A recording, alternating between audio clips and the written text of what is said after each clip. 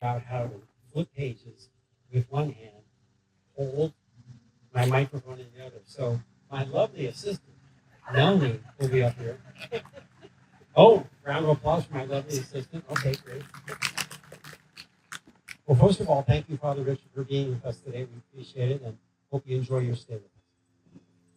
And I think I can't go unnoticed how many hugs and kisses and love we throw out to Dawn and Susan Baxter for being with us today.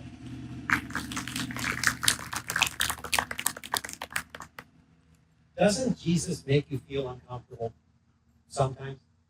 Today, for example, he tells us to be on our guard against all kinds of greed, that our life does not consist in the abundance of possessions. How about a little bit of historical perspective first? Remember that in first century Palestine, the number of possessions a given person had to be very, very small compared to what we have now.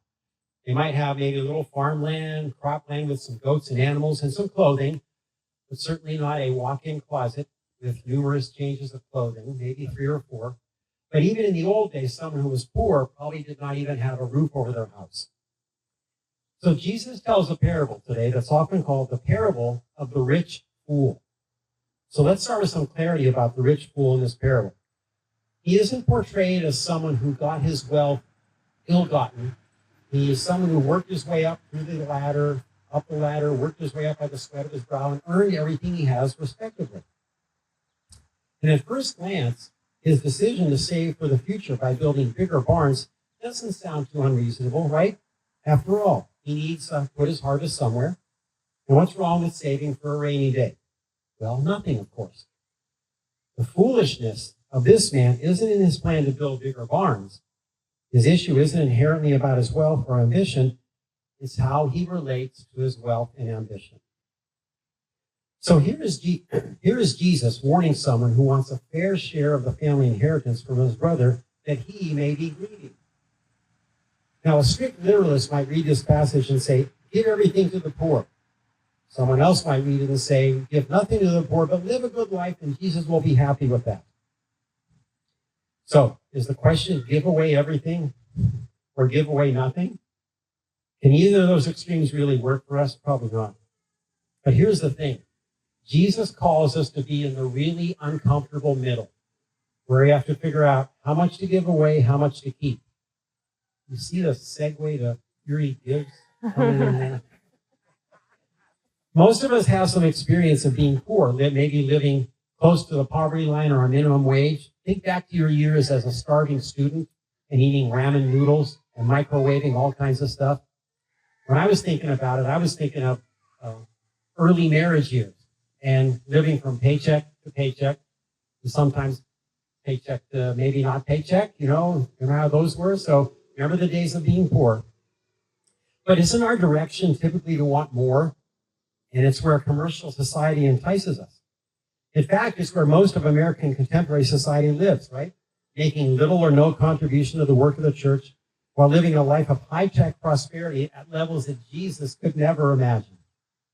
No, the challenging place is in that middle, where we are responsible for figuring out how much to keep, how much to give away.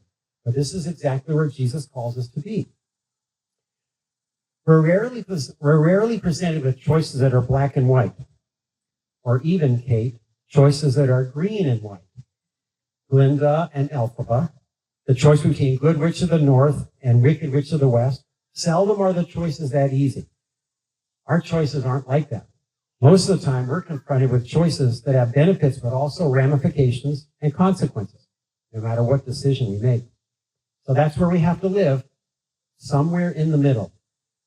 That's what Jesus calls us to do.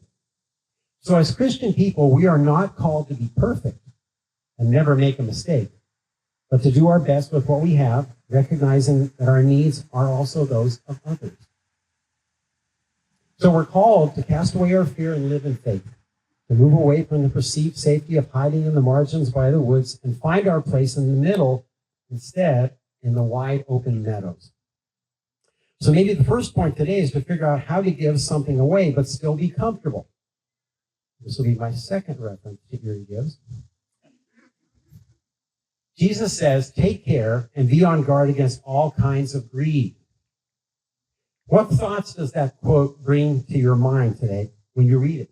Did you think, awesome, we're going to talk more about greed? Or is it more like, oh no, here comes Steve again. And now that Melanie's up here, more talking about stewardship / eerie gives. And rather than getting the Sermon on the Mount, today you're getting the sermon on the amount. This topic of money tends to make us all very uncomfortable, doesn't it? Talking about money makes us uncomfortable, period. Even when you're little. Remember when the kids would run around at someone's house or at someone's car and say, wow, this is nice. How much did you pay for it? You'd immediately admonish them and say, hey, you don't ask people about how much something costs or how much they make or how much their house costs. It's not polite to ask those questions. From a very early age, we learned that there are some topics like sex and money that are taboo. Now, I've got to tell a story about my mom. My mom, as she got older, and this is the case, the filter disappears. When our kids would get a birthday card and there'd be a check inside the birthday card, her first comment was, how much did you get? So our kids would open the birthday card, fold a check and put it in their pocket and pass the card to grandma, or grandma and granny would say, how much did you get? And they said, oh, there was nothing in there, granny. But if you were raised this way, fear not. After all, Jesus did. Jesus talks more about money and possessions and our relationship with them than any other topic. Let me say that again. Jesus talks more about money and possessions than any other topic throughout the Bible. So if our Lord can talk about money and wealth, so can we. All right, let's go back, though, to that dialogue that the man has with himself. Listen to what he says. What should I do? For I have no place to store my crops. I will put down my barns and build larger ones. And there I will store all my grain and all my goods. And I will say to my soul, soul, you have ample goods laid up for many years. Relax, eat, drink, be merry. Notice the emphasis on me. In this short dialogue, consisting of only 60 words, this man uses 11 references to himself with things like I and mine. If we add the references to soul and you, it comes out to 22% of his little dialogue is all about himself. I like to call this the unholy trinity of the me, myself, and I. There's no references to others, not to family or friends, and certainly no reference to God. He's under the mistaken belief that all his wealth is his possession and control, and that he alone has produced his wealth. Well, the other delusion that distorts this man's relationship is uncovered when God says to him, you fool, you're going to die tonight. What good are all those possessions going to be? So in the face of that stark reality, the truth is revealed. No amount of wealth or possessions can save you from death. One of my favorite old black and white movies and plays is called You Can't Take It With You. It's about a play where a very, very wealthy young man falls in love with a very, very unwealthy young lady, and how their families go through trying to figure out what goes on. And of course, you can't take it with you. You will die, and nothing on the earth can prevent your death. Your possessions are temporal and not of ultimate worth. They won't save you. So on one level, we all know our wealth won't save us. We tend to know this in our heads, but often our pocketbooks and our wallets say otherwise, don't they? Anxious about jobs, putting kids through college, market fluctuations, tariffs, making the mortgage payments, fearful the car will die or the fridge will give out. But notice all these anxieties really focus on self, on us. So as Christians, we're called to shift our focus away from the small, egocentric self and outward towards God. So when our focus moves outward in this way, we realize that this is not our wealth at all. It belongs to God.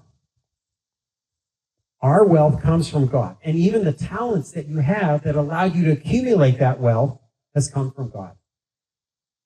So I like to think of it as a low-interest loan. You know those furniture commercials you see where it says, buy now and you got 5 years of no interest to pay off all your furniture? I think we get a low-interest loan from God that lasts 75, 80, 85 years and we have to pay no interest on it. Now, the rich fool has not figured out that the wealth he claims really isn't his. The second thing we realize is predicated on the first. If all things come from God, then don't we have an obligation to use the wealth in right ways? So this moves us from being consumers of resources to stewards of God's good gift. We begin to ask questions like this. Do I really need this?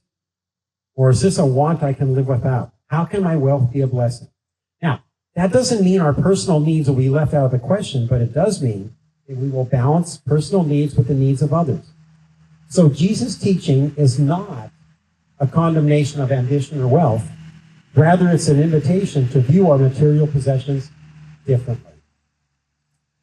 This list of questions I've seen been floating around in the internet for the past couple of years, and I really want to end my sermon with these questions. So when you die, God will not ask you these questions. God won't ask you what kind of car you drove. God will ask you how many people you gave a lift to who didn't have any transportation. God won't ask you the square footage of your house, but God will ask you how many people you welcomed into your home. God won't ask you about the clothes you had. God will ask you how many you helped to clothe. God won't ask you what your highest salary was, but God will ask you if you compromised your integrity to get that high salary.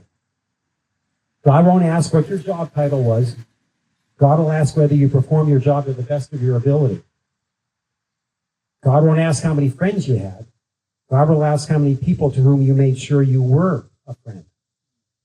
And lastly, God won't ask you what neighborhood you lived in, but God will ask you how you treated and behaved with your neighbors. So the take-home message literally is, look at your wealth, look at the ambitions you have in a different way, and remember where they all came from, and use them wisely.